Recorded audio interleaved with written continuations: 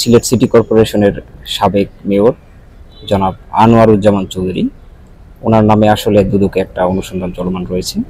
সেখানে আসলে মানে ওনার বিরুদ্ধে কমিশন কর্তৃক একটি জ্ঞাত আয় বহির্ভূত সম্পদ রয়েছে মর্মে মানে কমিশনের নিকট যখন মানে সন্তোষজনক মর্মে প্রতিমন হয়েছে প্রাথমিকভাবে, তখন তাকে একটি সম্পদ বিবরণী আদেশ জারির একটা অনুলিপি আমরা নিয়ে এসেছি এখানে।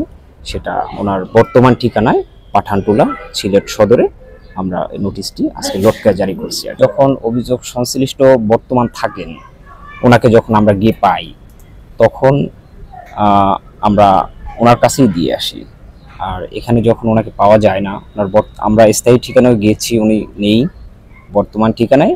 আমরা এসে যখন ওনাকে দেখি উনি নেই, তখন আমরা এটা ওনার বাসার সামনে দৃশ্যমান জায়গায় আমরা এটা লটকে দিই। সে 21 কর্মদিবসের মধ্যে ওনার স্থাবর অস্থাবর এবং দায় যে আমাদের কমিশনের নির্ধারিত ফর্ম আছে সেই ফর্মে উনি এটা পূরণ করে উনি এটা জমা দেবেন কমিশনে। কমিশন জমা দেওয়ার পরে যদি আমাদের কাছে যে সন্তোষজনক মনে হয়, তো আমরা সব মানে স্থাবর অস্থাবর বিভিন্ন জায়গা থেকে বিভিন্ন সোর্সের মাধ্যমে আমরা তথ্য সংগ্রহ করে থাকি।